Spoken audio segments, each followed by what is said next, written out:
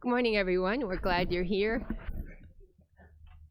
I want to make a comment that the entire front row is new, which is an indication of where you, and Mike has been here, but you're newish, and that's good, so they can comment and see the best news and comment the most. But welcome to you. We're going to call the meeting to order of community service on December 18th at 9 a.m. and we'll take roll. Ms. Weber? Present. Ms. Parker? Present. Mr. Legess? Mr. Olthoff? Present. Ms. Polk? Present. Mr. Snipes? Ms. Peters? Present. Ms. Dunbar? Present. Mr. Fairfield? Present. Mr. Zenz? Present. Mr. Carrico? Present. Mr. Eckhoff? Present. Mr. Featherling? Present. Mr. Swanson? Present. Mr. Wheeler? We have a quorum. Is there anyone who would like to public comment today? Is there any public comment today? Okay. Because 7 of the 14 members are new to the committee, there'll be a little extra explanations today that we've talked about. So welcome to you, and let's proceed. The other thing I'd like to mention is Kelly has prepared all the last 3 sets of minutes. I hope you had a chance to read them. I really appreciate that because it gives us a look at what's been going on. Thank you. Very efficient. Thank you. So with that, we have a motion to approve all the minutes. Tinker, a second to that, please. Mr. Fairfield. All in favor of approving all 3 sets of minutes, please say aye. All opposed, say aye. The motion is carried. Okay, we'll go next to the county clerk, Dan Hendrickson. Last time he skipped up today, he's walking up. You said you were busy. Saunter was your word, huh? And promenaded back, I think it was. Morning, everybody. Morning. You want a motion to accept the motion? Thank you. Who would make a motion to approve his report? Ms. Dunbar and Mrs. Polk. All in favor of approving the motion, please say aye. All opposed, say aye. Motion's carried. Okay. Okay, I don't have much today. Mrs. Weber did ask yesterday if we could talk a little bit about some of the things that we did in 2018. In addition to the regular work that we do, you know, elections, vital records, passports, marriage license, and all of that, we did participate in several functions throughout the year. In May, we were at the Passport to Civics Fair at KCC. We've done high school registrations, Grant Park, Kankakee, Herscher. June, we were part of the State's Attorney Safety Fair, and happy to do that. In June, we also did some demonstration of some potentially new voting equipment. We also brought some people in from KCDC, the Teen Reach program. We had some young, potentially new voters come look at the equipment, ask us questions. We were at the Friendship Festival in June doing voter registration. We were also part of the State's Attorney's Youth Empowerment Summit in July. As many of you may have known, part of our, we partnered with the Chamber of Commerce, the Park District, and administration here. The part of the Future Leaders Tour was several young people throughout the area came and toured both this building and the courthouse. We were at the Roma Park Shred event in August. In September, we were part of the Project Homeless Connect, where we were, for those people who are homeless, we were being able to provide free copies of birth certificates. Constitution Day at KCC, National Voter Registration Day, our most recent, you know, everybody has their Blue Jean Fridays, and the money that we did for our Blue Jean Fridays, we took that and we bought food to donate, and we're going to be doing that today to take that to the Center of Hope, and we collected over $500 just from our office, and thank you to everybody else that donated some food.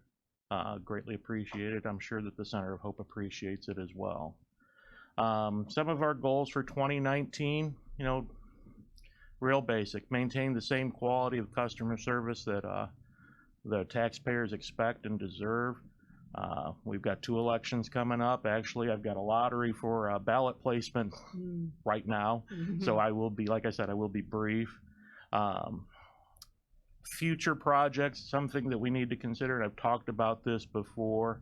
Our election equipment's not getting any younger. At some point, we need to start making some plans for purchasing new election equipment. We just bought some spare units, new to us units, but not new units, to help with some of the equipment that's no longer usable. But that's a finite amount of thing, you know. They don't make new voting equipment that what we use now. So what we can get that's usable is going to dry up sooner rather than later. Apart from that, you know, our office issued over 900 passports in the past year, and 49,000 ballots were cast in Kankakee County, nearly 49,000. Over 9,000 were cast here in our office. So that's you know, that's 18%. That's a huge number. So just something to think about. For those of you that are new to the committee or new, I did provide you a copy of the comprehensive financial and services report that we did last year. We will be, in 2019, we will be providing a new copy of that with new data on there. So if anybody has any questions, I'd be happy to answer them to the best of my ability. Mr. Snipes. You may or may not be able to. If it's too tedious, just say so. But I would be interested in this last election, the number of individuals that were youth that kind of voted 30 and under versus the other age groups, to kind of see where, or if in fact that's being fueled by some of the young voters now being participant in the election process. You're looking at a turnout by age group. That's something that I could compile. I don't have that at my fingertips, but Yeah. I could have that for the January meeting. Be Oh, happy okay. to do that. Thanks.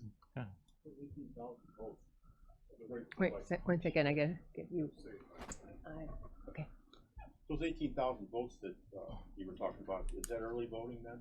The 18%, the 9,000 votes. Yeah. Yes, that was people that actually physically came to our office to vote, or through mail ballots. Okay, so that was pre-votes, early votes then? Correct. Okay, thank you. All right. Anything else? Any other questions? What I liked reading in the minutes is that a homeless person could get 3 copies of a birth certificate. State statute provides for those that are homeless to be able to get up to 3 copies a year. Was it used? Not sure. Not extensively. I would probably say that apart from the Project Homeless Connect, maybe a half a dozen people came in. Not available. Still Correct. available. Thank you for your part. Okay. Another question in the back? Yeah. Okay. Okay. What would you say to the board that we could do to help you? I think that y'all have helped us a great deal already. So, you know, I think that the relationship that my office has with the board has been excellent. I don't see any reason why that won't continue. I've not been bashful. So if there's something that we need, I won't hesitate. So I think something the public will really appreciate is the increase in amount of money for election judges. I think that should help you. I hope it helps your hopefully, work, yes. as well as you know, rewarding the election judges Yes. too. So, Mr. Stipes, you have another comment? Just a comment question. The birth certificates are only germane to those individuals that are in Kankakee County. They would have to Correct. go to, if they were born, if they live in Kankakee but was born outside in a different county, they would have to go to that area to get the. Correct. And what we did do is, because we did have some individuals during the Project Homeless Connect that were from outside of Kankakee County, we did try to reach out to those other jurisdictions to see if they would participate, and several of them did. Okay. So we were able to get their birth certificate and get it to that individual free of charge. So instead of their having to go. Correct. Is that right? Anybody else? Yes, Mr. Althoff, let's see. You're 9. What percentage of homeless are on the SNAP program, or I couldn't speak don't to know that. I just wonder if, can they get on the SNAP program? I not my bailiwick. Okay. So, Good question. Okay. Thank you. thank you. Y'all have a Merry Christmas. Mr. Blair is next. As I was looking at the agenda, I was thinking the important thing, please come ahead.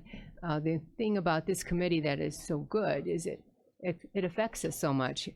Our citizenship, our ability to vote and travel, that our property is assessed properly and that we own it, that in the records office, we have clear title to it, and then our animals are also recorded well. So it affects us personally in every case. While he's coming forward, you have a report in your packet. Will someone move that we accept that report? Again, Mr. Fairfield, any second to that? Mr. Peters. All in favor of accepting the report, please say aye. All opposed, say aye. Motion is carried. Good morning. Aye. I'd like to start by just welcoming the new members of the committee. Hopefully we'll get a chance to know each other a little bit better, and you'll get a better understanding of what the Supervisor of Assessments Office does and the role that we play in the overall tax cycle and the county structure. So one of the things that I wanted to start with this morning is just to give a real heartfelt thank you to the 5-member staff downstairs that does a tremendous job for me and for the county, from ownership of record to the exemptions that are granted to the sales that are recorded and put into the system, the mapping that gets done that gets ported over into GIS, and the running of a smooth board of review.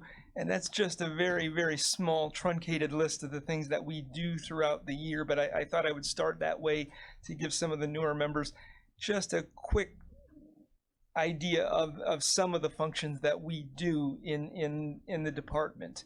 And then I'll jump in like Dan did with what Ms. Weber asked of us this morning, was to give an idea of some accomplishments that we had finished in 2018.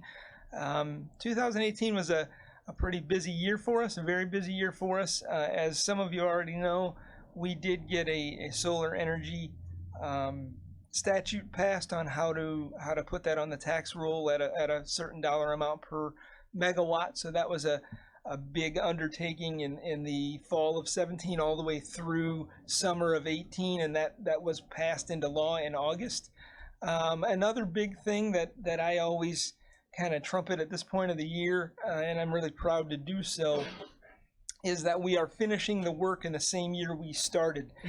So when we start in January, and I excuse me, I provide the assessment books to the township assessors, and they have a responsibility to get updated values to our office, and then we go ahead and get all the way through to the point that we can equalize and publish.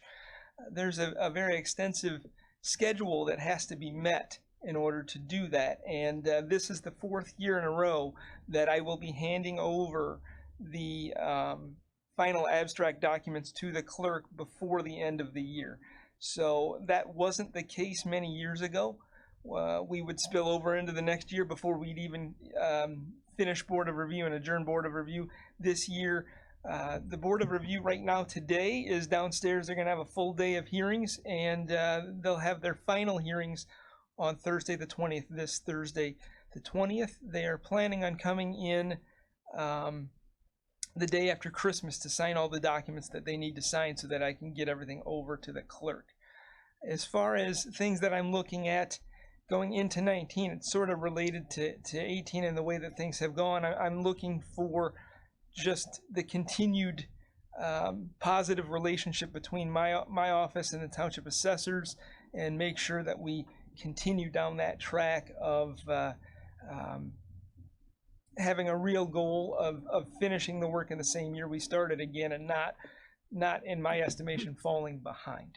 So that's a really important thing for 2019, is that we just continue to maintain that same schedule. So along with that, I wanted to give a little bit of an idea of what we've done in the past month and what we look for here coming up. You know, as I stated, the Board of Review hearings will be completed by Thursday, and it's about noon would be the end of the hearings on Thursday. I did schedule the annual meeting with the Township Assessors. That's going to be on the 27th of December. That's statutorily required.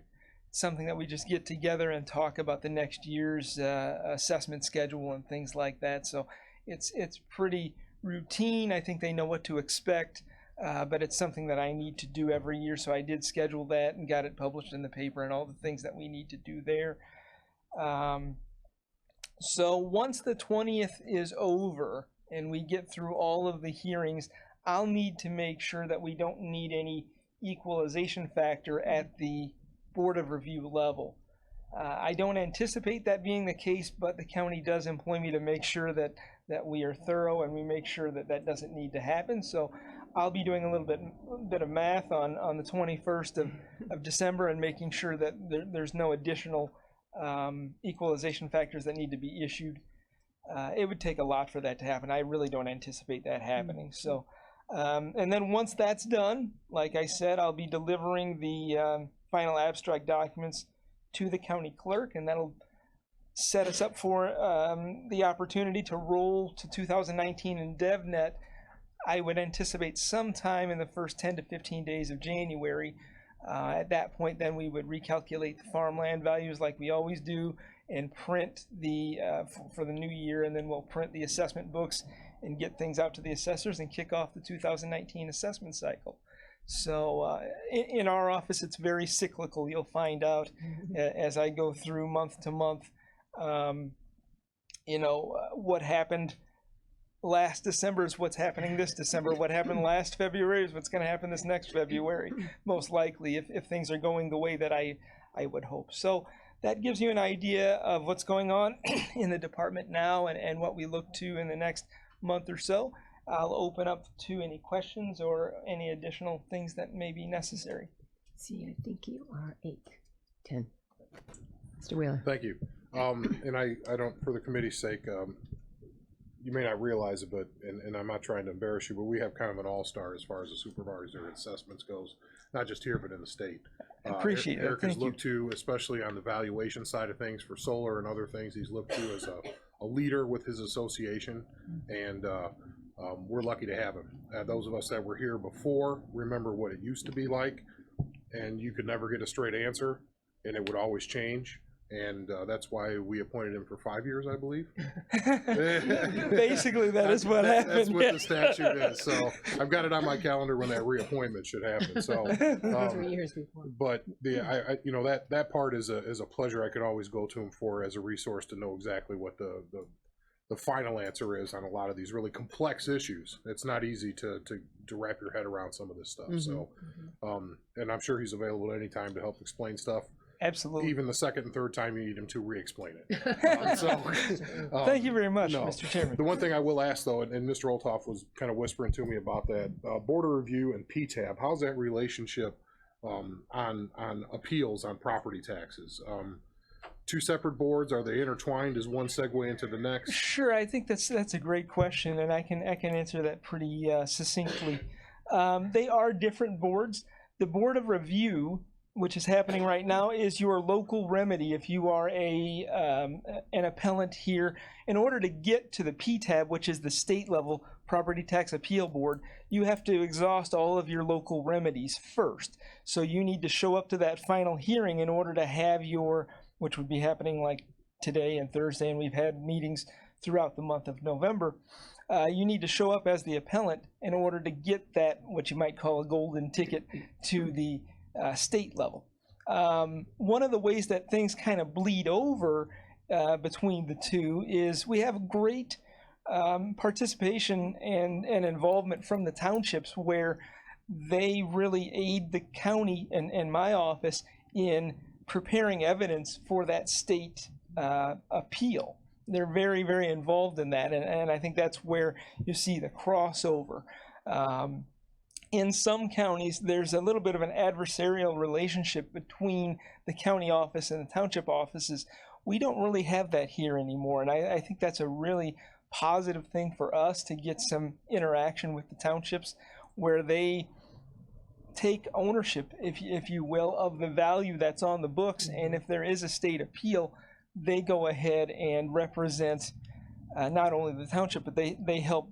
We basically adopt their evidence a lot of times because it's strong evidence. They're the boots on the ground in each township, and they know the properties better than any one person could sitting in this building or anywhere else. They're out there with the public more than we can be. So I hope that fully answers your question, but if there's anything else, I can certainly address it. Just kind of a follow-up then, would it be a fair assessment, pun intended, to say that the most of the ones that go to the state level are the larger commercial appeals, and associated with that, would you say that the main people that are pursuing this would be the school districts and not the county, as far as making sure that that valuation is as close to what it needs to be? Sure, that's another huge piece. We do get some residential that go to the state level, but I would say that your I want to be kind with the word I use.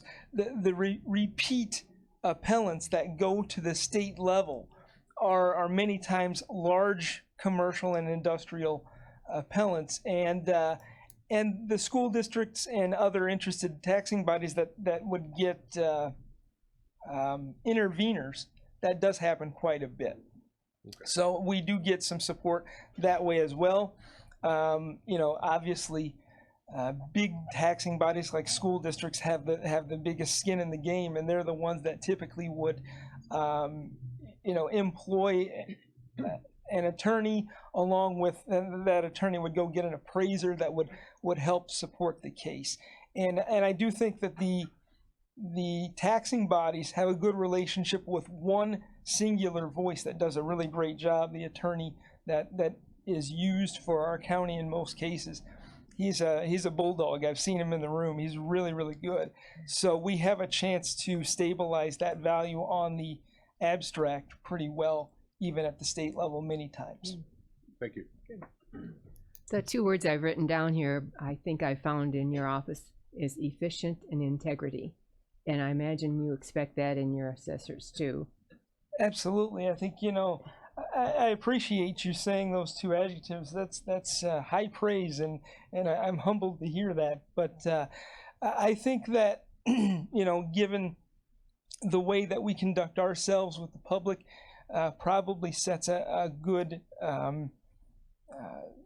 example for the townships as well to continue and follow through with that. And I think they've done that over the years as well. So I agree with you. I think that's the goal anyway, and I think it's a great reflection on my department that you would say that publicly. So thank you. Thank you. Well, and that the assessors, that is so important that your assessors have the same good quality. Oh, absolutely, and they do. Yep. Oh, good. That's good for you to say that. They do. Anything else, Brent? Okay, Mr. Snipes first. Yes, I also express the accolades and sentiments of the punctilious demeanor in which your office operates. I do have a question. I don't know, you may or may not be able to answer it, or you just may be able to lead me in the right direction. But some constituents were concerned about the rebate that was offered by the city of Kankakee. How would that be expressed on the taxes? Would they send them they still pay the taxes and then send them a rebate, or would the city adjust it so that by the time the county bill goes out, it will show the exemption or take it away, etc.? I don't think this is going to come through as an exemption, which would be granted by my office. I think this is a question that would be best asked to the clerk, because, and I don't want to speak too deeply into this because I could be absolutely wrong, so I reserve the right to be wrong here. But I think what you're alluding to is is a reduction in the levy request, and so that and thank you, Mr. Chairman Wheeler, for okay. That was my assumption, and I think that would be handled in the clerk's office, and it would be reflected in the tax rate itself, not in the assessed value or any reduction of assessed value. So maybe in January you could, ask Mr. Hendrickson to get a little bit more into that if he would. So hopefully that answers your question. Yeah, okay. I want to double back, if I could, please, and just make it clear. I do refer to the township assessors as my assessors because I do, as I said, a lot of times in many counties it's an adversarial relationship, and I consider all of us an assessment community. But I think it's important to note that the township assessors are duly elected by their individual townships. So I am not the supervisor of assessors. I am the supervisor of assessments, and I get that a lot. People say, "Well, you're the supervisor of assessors. What can you do about certain issues?" And because they are duly elected, I don't have a lot of control over everything. What I have is a tremendous relationship where we can sit down and talk, and maybe we can come to a conclusion. But it's up to the assessors to make their own decisions. And so they're not really employees of the county, and they do not really report to me. They just try to help with the schedule and meet the deadlines as I've tried to outline them. You're a good counselor, however. Is there another question in the middle at all? Okay. Thank you. You've been so clear today. Can the county board help you? This committee help you at all? I would echo the same sentiments that Dan Hendrickson did. I think this committee has been extremely supportive over the years, and I would look to continue that type of relationship. And like he said, he's not bashful about it. Neither will I be. If there's something that I think the board or this committee can do to help us in the future, I'll certainly be one to sit up here and make sure that you're aware of it, and we'll try to work through it together. But I appreciate the relationship that we have, and I look to continue that into the very, very distant future. From here on out, I look to try to provide some stability for many years to come. So, Merry Christmas, folks. Have a great day. Thanks, Eric. Let's turn to the next on the agenda is animal control with Julie. Would you come forward, Julie?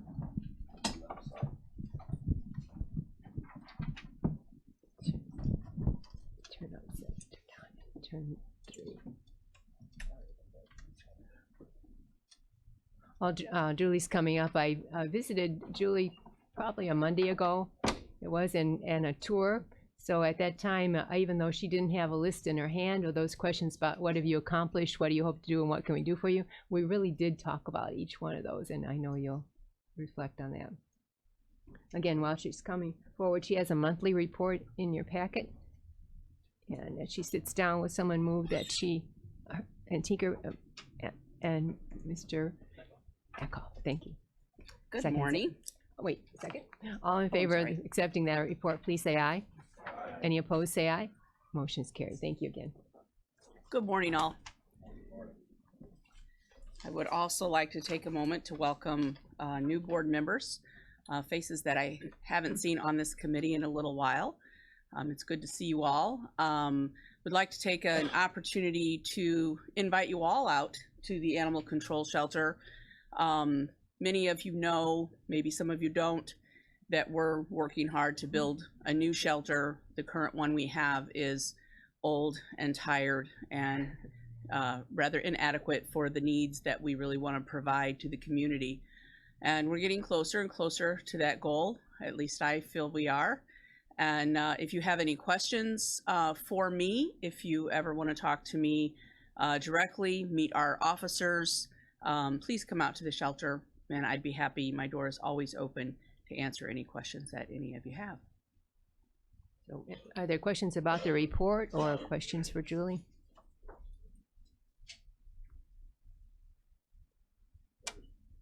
Please.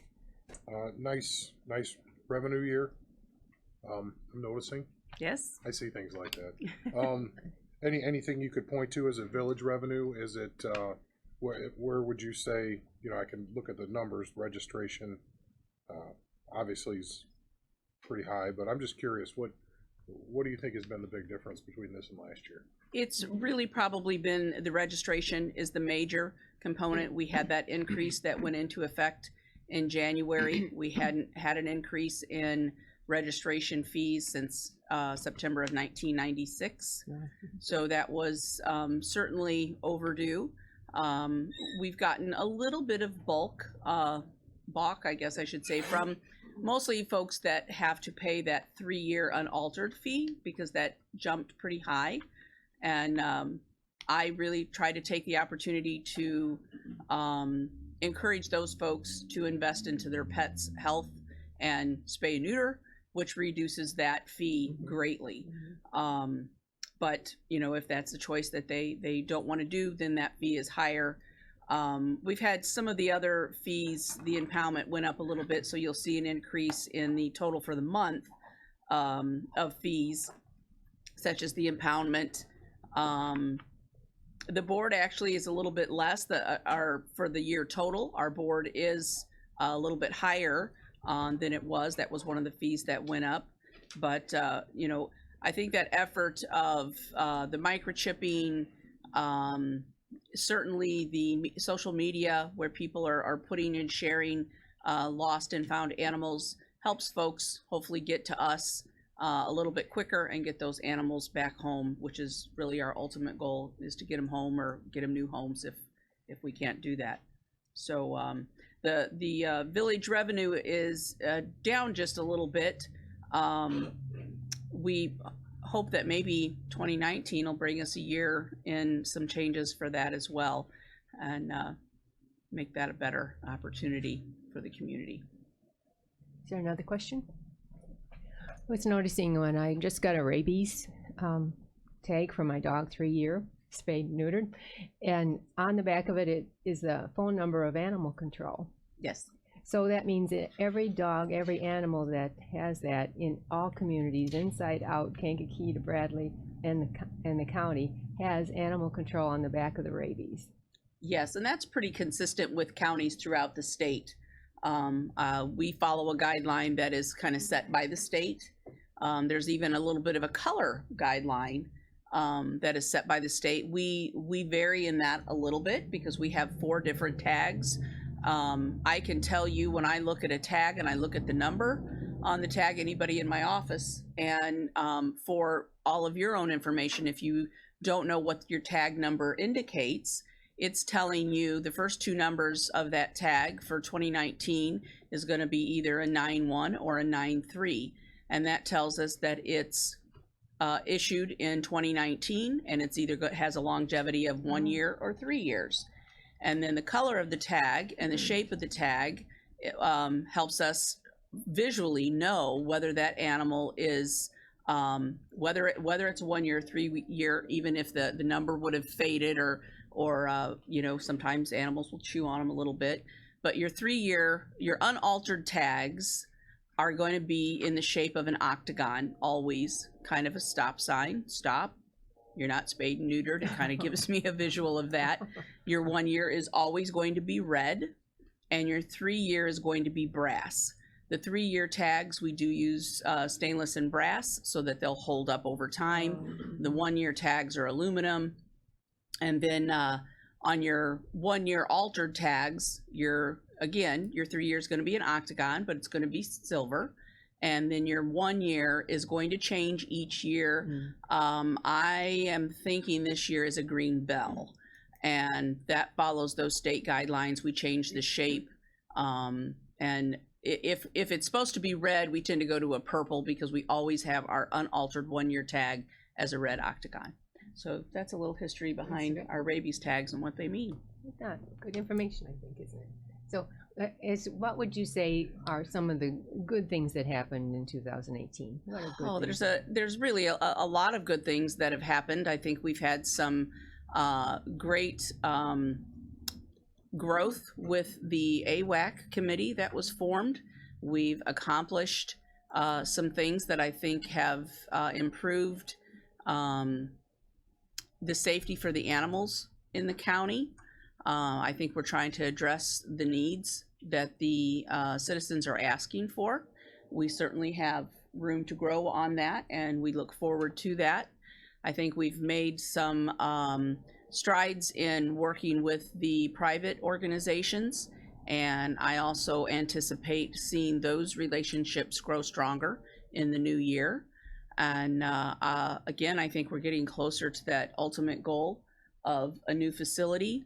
I really can't stress enough how much I think when we get the new facility built and can even expand on that property, what a resource center, not just a new building, but what a resource center that could really grow there for this community and take animal control and the department and the public service that we can provide to the community to really a whole different level.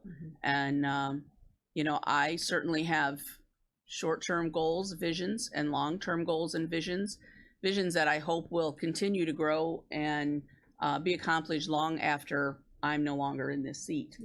So, And you could report on the recent fundraiser that you had, or that was in Moments. I in think. Moments, yes. One of our newest officers, Officer Stacy Thompson, her family manages, are involved with Rich's Tap in Moments. And she came to me shortly after, she was just hired in September, and she said, we would like to do something, a bit of a fundraiser. So they worked really hard. This young lady not only did her job, but just worked tirelessly, along with a couple of their staff members volunteering their time, and put together this little fundraiser. You know, those small communities can really turn out in big numbers and help. It was a great time. They raised over $1,100 that night. All of that goes to BARC for the building fund. So we really appreciated their help. They really didn't ask BARC, the organization, to do much at all. I think we helped, the BARC organization helped with an ad, and I made mastacholi. I mean, we really didn't have to do anything. They did it all. So that was, you know, really refreshing. We enjoyed the evening, and we hope others will, you know, help out and do that as well. And I think it gave us an opportunity to really get out there and get that message out there to some that surprisingly don't know what the needs are and what's going on. The other is, and I'll be right with you, but the other is your trips to the swap meets. And I think that, I don't know what the history of that is, but it isn't an easy job to do that. You're having to tell people things they don't want to hear. And I appreciate what you did. Yeah, I would say our jobs on a daily basis can sometimes really not be easy as the officers go out, and, you know, sometimes they're telling people exactly what you're saying, things they don't want to hear, or that they're going to get a fine, or they can no longer do this or that, or they've got to get in compliance. The swap meets, you know, I think our goal is not necessarily to eliminate that opportunity for small farmers to, or a place to go.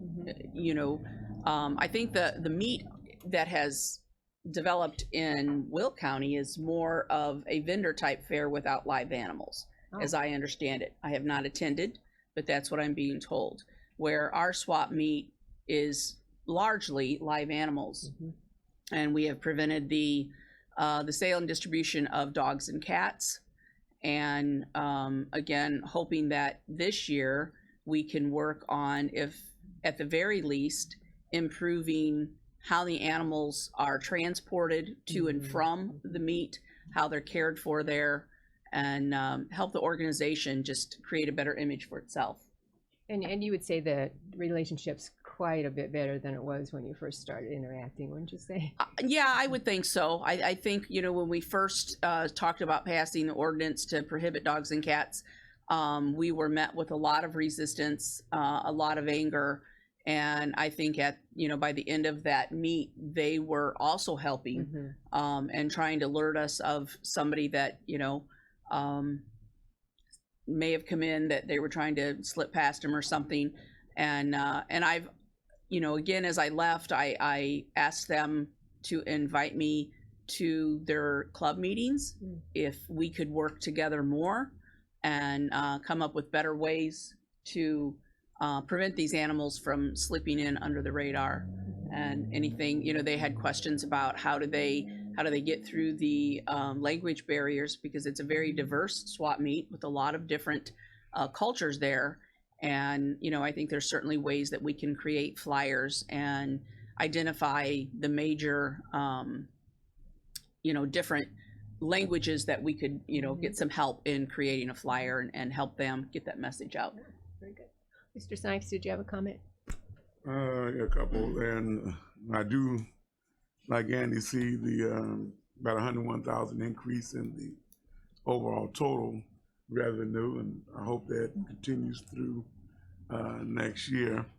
I also noticed that under the stray animal disposition, the animal being euthanized, it looks like we're saving more than getting rid of more, by the tune of some 54 animals we're down from last year. We are. The euthanasia number is down. I was surprised as these numbers, I put them in place. I'm like, oh, same exact number of animals that went back to their actual owners. But you're going to see that the total number of animals was less for the year than it was last year. I would certainly like to think that if that number was higher, we would see that number reflected in adoptions and transfers and not euthanasias. We do elective euthanasias for owners, and we get that request pretty much on a weekly basis. In January, I'll bring back and talk about some of the new laws that were passed this year, that some of them go into effect in January, and I'll bring that back and review those. One of those being a statistical report for not only animal controls, but all shelters, private shelters. Everybody's going to have to document their animal numbers, dispositions, intakes, more broken down, and we'll be able to see that. That's not something that I've provided on this report as a 27 animals euthanized, 20 dogs, exactly what made up that number, how many were elected, how many were sick, how many were extremely aggressive or a threat to public safety. And those numbers will be more broken down. And like I said, every organization out there, private and public, will need to provide that to the state. Okay. Tinker. Thank you, Madam Chairman. Julie, and you covered it. We were talking about the swap meet, and that's one of the things I wanted to bring up, addressing that problem of adopting puppies, kittens that were not even weaned from their mom, and that ordinance has really helped a lot, saving a lot of animals. Why don't you continue with the meeting that AWAC had the other day? AWAC, yes, Animal Welfare Advisory Committee. We meet with, there's a committee, and it's composed of, we have a veterinarian, Dr. Wegner, and we also have Dr. Fedro on the committee as a committee member, and different members of shelters in the community.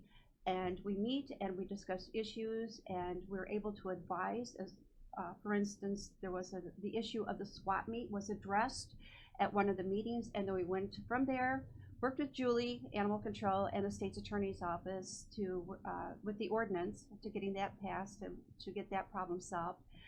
We're helping Julie now with working with the communities, the partnership. That's going to be one of our biggest projects in 2019. Our upcoming meeting is January 23rd at 3 o'clock, second floor conference room here.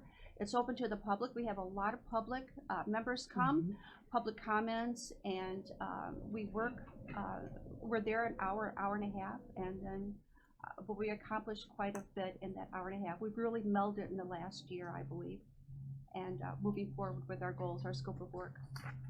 That last meeting was my first meeting there, Yes. and it was comfortable. I, there had been some discussions earlier that weren't so comfortable, but I think there was a good meeting of community and wanting to help. And Yes, we do have members from. We have members from a horse farm. We have a wildlife representative. We meet with the shelters. Do come and they have their input in a public comment.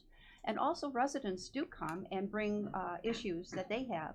And what we can do then is compile that and hopefully bring our issues then to community services and then, like the ordinance, into our general county board meeting. Mm-hmm. But it's well organized and very productive. Mm-hmm. Agree with you there. There is another item in your agenda, but before we get there, I wanted to ask you that how can this committee help you? What do you have that list of you need blankets, do you need to have that list? You know, the committee's always been very supportive. When I come with my requests, I think if it is able to be done, the committee helps get that accomplished. Going forward, what I would ask of the committee is to take the time to come out and get to know the department. If you haven't been there or you haven't been there in a while, that way you better understand what our needs are, what our hurdles are. You know, the support in getting this new facility, it's been a long time coming.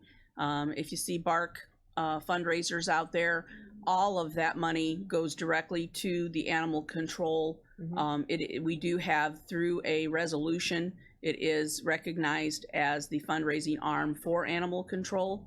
So if you see those events, please be supportive of them.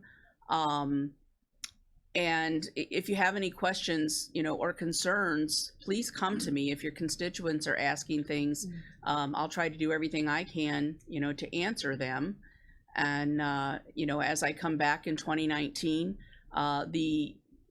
as Ms. Parker said, the challenge of getting these communities to sign contracts and, you know, that goal of becoming a county-wide animal control, so that every village, every citizen, whether you're unincorporated or in a city or village or municipality, are all following the same protocol.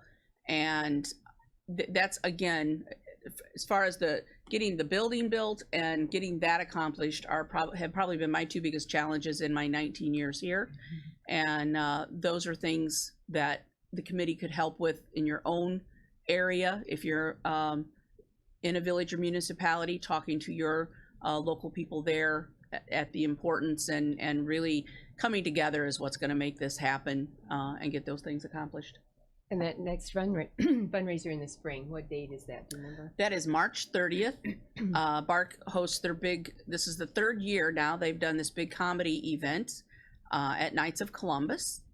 And, you know, we anticipate another really supportive event. We've sold out, pretty much filled that venue both years. We anticipate this year. If you have ways that you can help with raffle baskets, attending, inviting your friends, we're, you know, as I said, getting closer and closer to a point that I hope that I can come back to the committee and find a way somehow to get this building financed with the money that we've been trying to save, trying to be frugal in our yearly budget with the help of BARC. BARC has over $100,000 in their savings that goes to this project as well. Good. Now, for example, when I was there the other day, you mentioned the animals are all taken out twice a day from the kennel, so they do get some exercise and out. But then you said this one thing, that wall right there is really cold across from the animals. How could that be fixed? You know, the north wall, it's a north wall, and it does get pretty chilly back there. I don't know if I think before we put the new siding on, it was even worse. Literally ice would come down that wall and onto the floor. So that does not happen anymore, but it does get pretty chilly back there. When that happens, we are mindful at not putting certain dogs there. Dogs with heavier coats, northern breed, they actually probably appreciate that being a little bit cooler. But then we provide blankets and bedding and things to help keep them warm. And while it may be cool to us, again, an animal's temperature runs higher. It may not be as cold to them. But no, we're not going to put a small Chihuahua back there or something like that. Okay. Well, thanks for the explanation, but, you know, I'm have these great plans of putting asbestos, which is not a good idea, so. Some type of insulation, and we've thought about trying to do that on that wall, but I really dislike investing anything into this Oh, building. I am just trying to put on the strongest Band-Aid I can, and we just had somebody come out and service the furnaces. The one furnace in particular is so old, and I just cringe at thinking that it's going to go down, so I'm doing everything I can to keep it running well. We had to replace our front door. We really had no other alternative. The lock was literally being held on by duct tape, literally, and we just couldn't repair it anymore. It was rusting at the bottom, so I did have to get a new door, and it's very nice. It's kind of I felt kind of silly being so excited about a new front door, but we were happy to have it, and we'll be really happy. And again, I'm sorry to go back to the thoughts of a new shelter, but as you had seen in the main kennel, we've tried to utilize the garage, which no longer a vehicle can pull into because we've utilized it for cage space for the cats, trying to get as many cats away from the dogs as possible. When our population on the cats is high, some of them still have to stay in cages above dogs. We try to put the cats that tolerate it best. Some of them seem to not mind at all. I think they kind of like to look across the aisle and go, ha ha, and tease the dog. Some of them do. It is very stressful, so they get moved into other areas. But I think the best practice is to not have a room sharing both dogs and cats in that manner. In a new facility, all of that would be prevented. And I also hope in January to maybe be able to come back. I've been working with the architect. We've been going back and forth as we start putting things down. Then it gets your thoughts flowing, and we've rearranged things a few times. Hopefully in January, I'll be able to bring back a little sneak peek of that as well. That's good news, isn't it, too? And Mr. Whaley? Thank you. As a segue to the next conversation, because it's relevant, could you talk about the animal control's relationship to the municipalities and why this next thing on the agenda is necessary? Maybe also how the funding from the county or how you guys are sustained blends into this whole thing, because the new committee members wouldn't probably know this. Okay. A question or a statement that we get often from citizens when they're calling and they're asking for our assistance. I have a problem, I have a stray, I have, something. And one of the first questions we ask back is, where do you live? Depending on whether they live in an unincorporated part of the county, whether they live in the city of Kankakee, a village, a separate municipality, really, that really helps us decide what kind of answer we can give them. If they live in the unincorporated part of the county, that is our jurisdiction. Animal control's jurisdiction is the unincorporated part of the county, unless we're invited in to the cities and municipalities in one fashion or another. Right now, currently, we have one small village that we have a formal intergovernmental agreement with, and that is the village of Buckingham. And what that means is when you call from Buckingham, when a citizen calls and says, I need your help, animal control says, we'll be right there.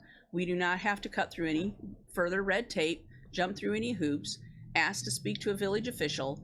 But if you're calling from the city of Kankakee, Bradley, Bourbonnais, St. Anne, Moments, all of the others, that's the kind of thing that we have to do. We have to determine where you live, and then we have to advise them what they need to do. And because they're not all consistent, if it's a dog in Bourbonnais, we can go, but if it's a cat, we can't. Regardless of what it is in Bradley, they have to call their village and get approval. Regardless of what it is in Kankakee, they have to call and get to city code and get approval. So our staff has to try to determine, where do you live? Who do you call? What's the message that you're trying to put out to your village to get that approval for us to come out? And, and often with that question, they're like, I don't understand. I pay my taxes. You should be able to provide this service throughout the entire county.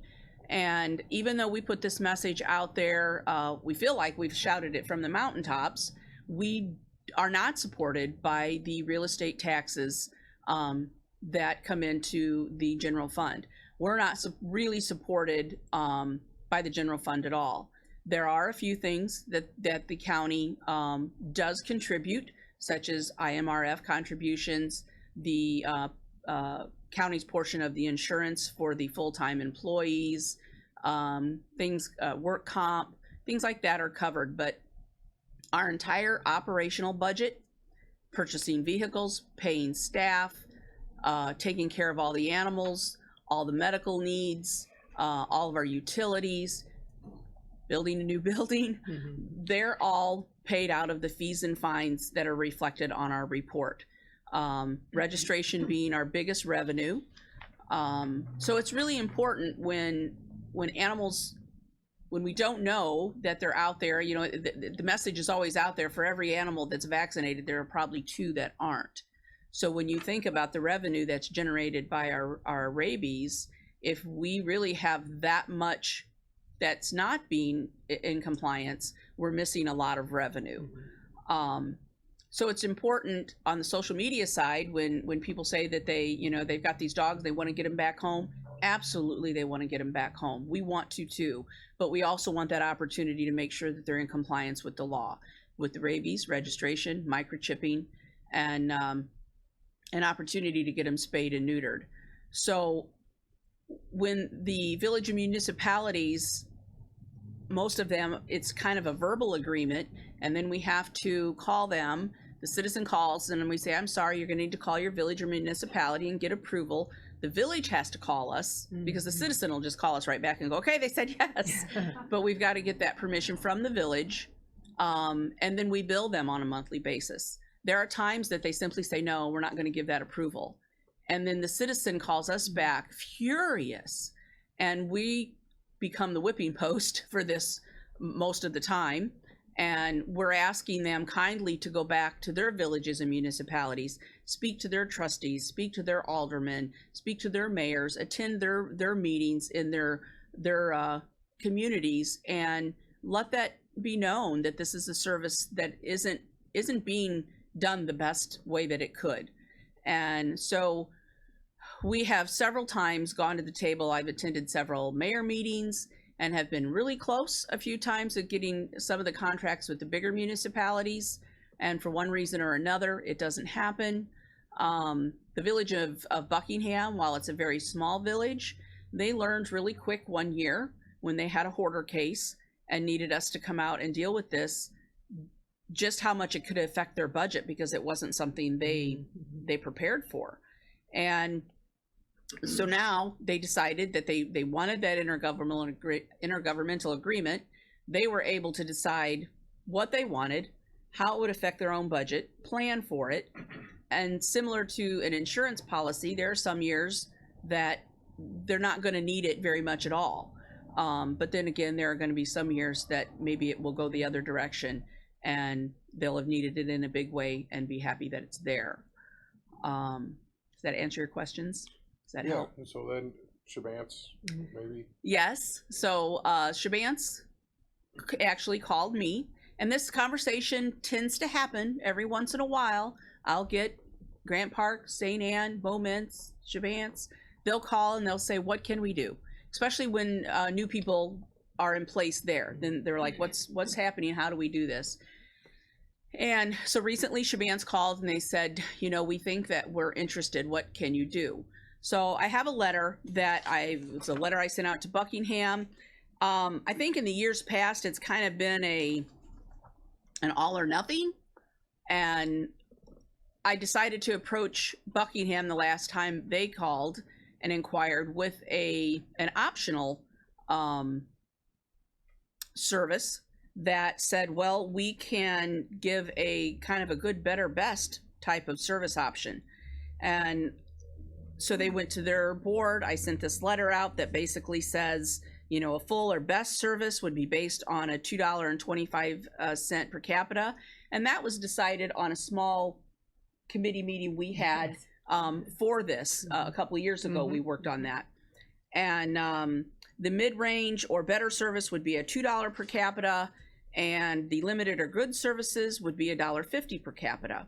Now, when you're looking at your limited or good service, then the village or municipality would follow their local village ordinance, which would require the village to handle their own ordinance violations.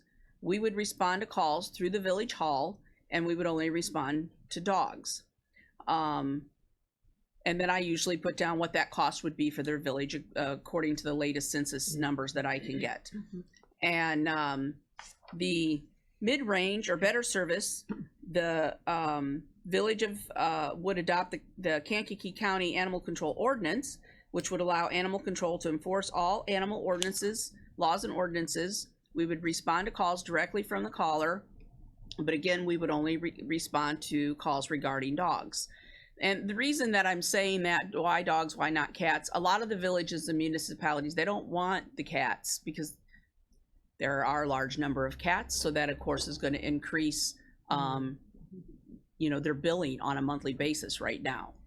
So on a full or best service, that would be based on $2.25 per capita. The village would adopt the Kankakee County Ordinance, the Animal Control Ordinance. We would respond to calls directly from the caller or the complainant. We would respond to calls regarding the same species of animals as we do for the unincorporated area. And we would pick up deceased animals that do not have an owner. In other words, if your pet passes away, no, we're not going to come and get it. And we have other options for that, to talk directly with an individual if they need help. But generally, we don't pick up deceased animals. That's not our job. That's something that we, resources that we really don't currently have right now. Usually if you're in a village or municipality, your public works department is picking them up. If you're in the unincorporated area, it's either the highway or state that are picking up deceased animals. So I sent this letter to the village of Shabance. They presented it at their board meeting and came back, as did Buckingham, and said, we would like your full or best service. Now, I would have absolutely been full steam ahead, except that Shabance offers a little bit of a unique situation in the fact that they are part Kankakee County and part Iroquois County. I thought that I would have an answer from the state's attorney's office today. While we talked about it, I was a little delayed in getting my formal response to them. And then, as I understand, somebody happens to be on a vacation in a very sunny location right now. So I don't have that formal response. Initially, just in a verbal conversation, the thought was that this is something that probably could happen. As I understand it, the sheriff's department does service the entire village of Shabance. So I am here today to ask the committee for permission, once I get the final response from the state's attorney's office, to proceed with getting an intergovernmental agreement with the village of Shabance. The whole village is what you're saying. I'm looking at the whole village. Yes, their rabies and registration would still go to Iroquois County because that's on a county level. I can tell you that Iroquois County uses the same software program we do. They use the same tag. Looks very similar to ours. I mean, almost identical. I know the first year they used the same number sequence, and I called and said, that's kind of confusing. But if you look at it, it probably says Iroquois County and has a phone number on it. So we wouldn't take that away from Iroquois County at all. But as a village citizen, if your animal is running at large, it would get picked up and come to Kankakee County Animal Control, and those village citizens would adhere or abide by the Kankakee County ordinance. And as you know, the road goes right kind of through the middle of Shabance. There's as much on the south side as there is in the north side, I think, at least, or maybe more on the south. I thought that too, and actually I was told that there's a little more on the south side, sure, and less on the north, but it's still a split village. Buckingham or Cabri has this too, but it's a sliver that is actually Ford County. But okay, Mr. Wheeler. I think at this point the motion probably should be the pending the state's attorney review. the motion should be to allow the county board chairman to sign the agreement that is worked up. Because I believe that the board is the only one who can have an intergovernmental agreement. It can't be animal control. Correct. So that should be the motion, and if anyone wants to make that So the motion is pending state's attorney's review, view and it would be pending to the- authorize the county board chairman to sign the agreement between Kankakee County and Shabans. Shabans. but Yeah. this comes from this committee to the full board. Yes, it would Okay. go to the full board. Okay. Yeah. Someone willing to make that motion? Mr. Snipes? And Lots of hands.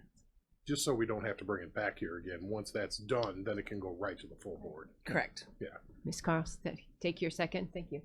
Any other discussion? And that could become effective. Did you have a date of effective? Not really until you know, huh? Probably not. I don't know if we can get this accomplished to be on the agenda for January. That'd be great. Mhm. If not, I would assume February. And their board would need to accept it too. Yes, once a full contract is written, Oh. then we would send it back, but they've already Okay. had this first letter given to them, what they could expect, and what that would cost. I have a figure here that I put down, for Shabans, if I'm allowed to say that, it's really just math. If you look at their last census number, an annual cost to the village would be $2,389.50. Is the contract 1 year?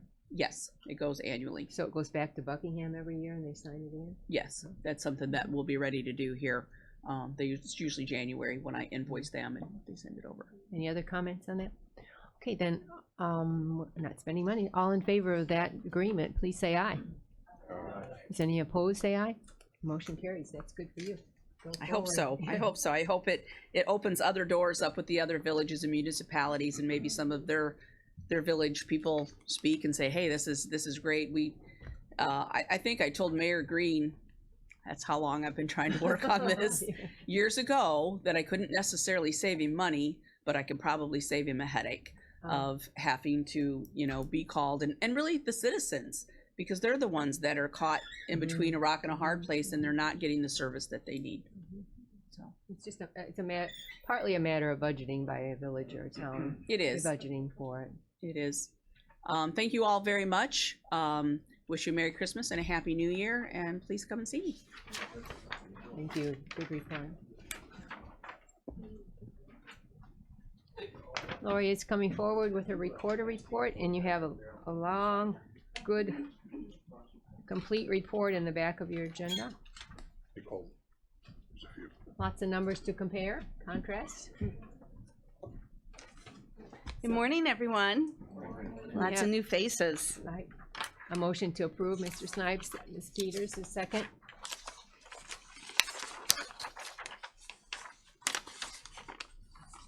All in favor of the motion, say aye. Any opposed, say no. Motion carried. So I'll be brief, but I'll try to be helpful as well too. I know the information in front of you probably is pretty confusing. So I'm going to give you kind of a synopsis of what the spreadsheet means. The spreadsheet is broken down by the fees and funds of how I collect money in my office. So I receive recording fees for recording documents, deeds, releases, mortgages, foreclosures, liens, judgments, all kinds of different stuff. So, and of course, you're all invited to come into my office at any time and have a tour, get a little more familiar. We'd love to see you in there. So the breakdown is the RHSP, and thank you, Elizabeth, for pointing out I have a couple typos that have been going on for years, so we'll get that fixed for 2019. That's one of my 2019 initiatives. So RHSP is the Rental Housing Support Program. It is a fee that the legislature put in place around 2006 to help with low-income opportunities. There are a couple of examples in Kankakee County. It is collected and sent to the state. It is a $9 fee. $3 goes to the rest of the state. $6 goes to Cook County. $1 of the 10 is then shared here at our county for our administrative services. Half goes to the general fund, the other half comes into my computer fund. Obviously, you see GIS recorder. I collect funds for the GIS department. That is how they are funded. So currently they're receiving $17 of my recording fee. They get 16, I get $1 for administrative services. So you see their column. Then there is the GIS fee, which that is in the collective column that if any of you are on a committee where Delbert Skimmerhorn reports, you'll hear about that. Then there is the base recording fee. The base recording fee is established and set up by the General Assembly. It is a set fee. It can be increased based on county board approval through a cost study. We have done that a few times since I've taken recorder. Most recently, we've gone to what's called the predictable fee, which was legislation that we worked with the title companies, the banks, and the realtors on, where it's a flat fee now. We don't count pages anymore, and $4 for this, $1, and all that. So it's a flat fee. We collect $57 for a real estate related document, $47 for a non-real estate related document. And please come see me. I'd love to share all that with you in person. Then the photostat obviously is our copy fee. People who make copies of images in our office pay 50 cents a copy. That is all general fund money. The state stamp. The state stamp is a revenue stamp that is declared by the full consideration or net consideration of a transaction that takes place. So that's what the state gets from us. And that's what they got from us this year. County stamp, that's what we get to keep. That goes into the general fund. So the state stamp is $1 per thousand. The county stamp is 50 cents per thousand. UCC fees, UCCs continuously going down because they're not quite as recorded as often in our office. Most of them go to straight to the Secretary of State now, but we still collect some funds. You see that amount, that too goes into the general fund. And then there is the computer fee. That is kind of a lot of different things. That is, I am currently getting $6 of every recording that goes into the computer fund. I have a Laredo subscription base off of my computer software in my office where people outside can work from home, their office, wherever. I have customers all over the United States now and in Illinois and across the street who use Laredo. So it's a convenience for them. I have 32 years online right now. We continuously are working to put more and more on there because people need to search back. They don't just search back to the last deed. They need to go farther depending on what the title search is. We still have title searchers in the office every day doing 70, 100-year searches. So they still need to use the books. They still need to use the microfilm. They still need services out of the recorder's office. We are not 100% relocated into the internet world. Make sense? So to give you an annual wrap up, you see that the office brought in $1.4 million. Of that, $524,563 went into the county general fund for our fiscal year that we just ended November 30th. Every month you get a nice little simple breakdown like this on the front, which shows you the monthly activity. And then the backup is just that accumulative collective with a 2-year comparison, just so you can see how things are going. We can't market for our office. We are a reactive office, okay? So you have to record eventually to us. So you get to us. Make sense? Any questions on that?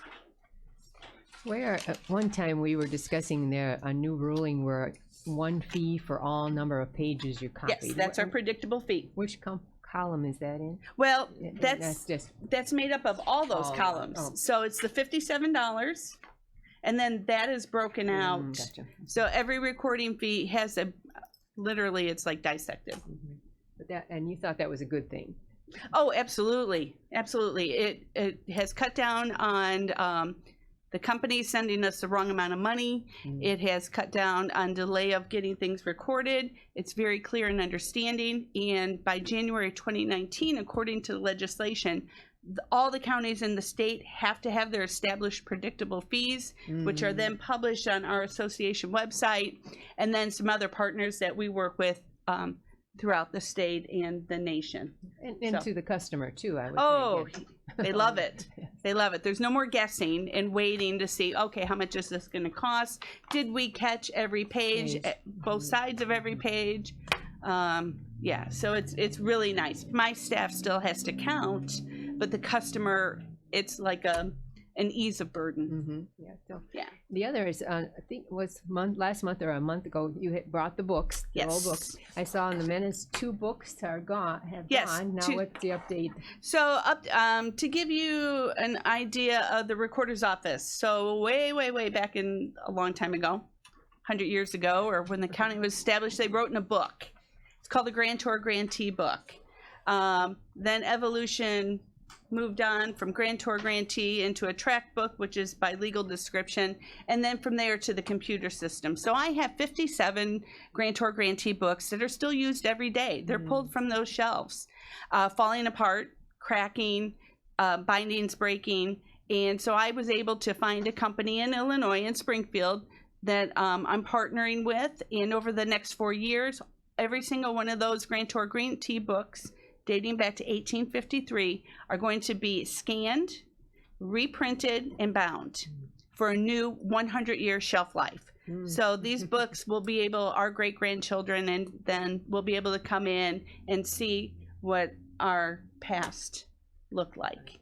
And it'll be touchable, and it'll be awesome. So I do have 2 books out. I apologize, I was gonna have them here to show you, but when you give somebody an opportunity to be creative and start giving me color choices and bindings, I kind of had to make some changes because I was liking one thing and then not another. And so, of course, I had to pick something that just wasn't stock ready. Oh, So, but still within the parameters of the cost. So I, got a choice that way. yeah, my creative side got a little away from me. So I'm hoping to have them here for you to see next month. And that's good. The other points out the importance of your office. That Absolutely. there could be no legal good ownership of almost anything if it weren't for you, right? Do you agree with that? Yeah. And you have to have that same integrity and efficiency. And I think you pride yourself in that people can get their records in good time. I do. I believe that the staff I currently have in my office and the staff I've worked with over the last 10 years is all I can speak on, of course, have done an excellent job serving the people of this county. Their knowledge and patience with every customer that comes in the door and extending them the services to get them to the end result that they need. Sometimes we have to tell them we can't find what you're looking for, but we can point them where they can get a service to help them. Has done, my office does a fabulous job every day. I think they're kind, professional, courteous. They have integrity and respect for every single person that walks through our door.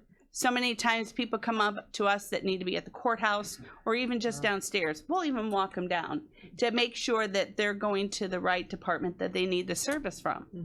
So I'm very, very proud of them, and they work very hard. Did you have anything to add for next year you hope for? So, yeah, so Carol kind of left me a little note and wanted me to give you some thoughts. So, first I want to thank the county board for the most recent support of the legislation in August for the PIN numbers and common addresses required on all real estate related documents. Still have a couple people who aren't on board with me that are preparing these documents, but they're getting there, and it helps that the county board put their seal of approval on this, because then I say, but it's required now. And this is so helpful because people don't know their legal description, but they know their address. Some know their PIN number, which is surprising, but so we're able to bring them to the information they're looking for. And we're showing them ways how they can find their information. So thank you for that. I really appreciate the support in that. We continue to work on old information. I'm not going to sit here and say any previous recorder never did it right, but every previous recorder did it their way. We have found with our computer system and going forward, there's some cleanup we had to do in terms of data entry. So we have gone through over 2,000 subdivisions so far, and every document recorded under every lot and block, and we're cleaning up all the indexing for consistency. It's really important because the way one person thought how it should be put in, especially meets and bounds, It's not how we search today. So we are working. We are not quite done. We probably have another, I'm going to say 4 months, and we all work on this. I work on it. I have my own letter of subdivisions I have to get done. So we're doing that on top of our own backlog, our own back imaging, and are putting those information into the computer system. Our goal, like I've said before I ever someday leave this office, I want 50 years online. So we are working really hard to get that accomplished. That'll really make it easier for those who are doing services for people of our county a lot more efficient. So that's my goal. Property fraud alert is always my #1 thing. I talk to everybody about wherever I go. It's a free service. If none of you know what to talk about, I have this great little kiosk in my office. You can do it yourself. My staff can do it for you, or we can give you a form. It's simple and easy. You put your name in, how you want to be contacted, phone or email. If something's recorded in our office, you'll get a form of communication. You know what you've done. You know if you paid off your house, if you refinanced, if you bought another house. But if you haven't done something and you got that phone call, you want to check with us, because we're going to let you know what was recorded. Because fortunately, some people have a lot of property and don't always keep track of all that property all the time. If you have a lot somewhere and you're planning to do something with it someday, but all of a sudden you're still getting the tax bills, but it's not in your name anymore, you want to find out why, and we're going to help you and work to escalate through the court system to get that resolved. This happens. This is not a what if, it is happening. I have 2 cases going on right now. So it's really important, just like protecting your banking information, your credit card information, your social security number, protect your property. So that is something I'm really proud of, and it's free. There is no charge to you whatsoever, and we do not sell information. No names, no phone numbers, no emails.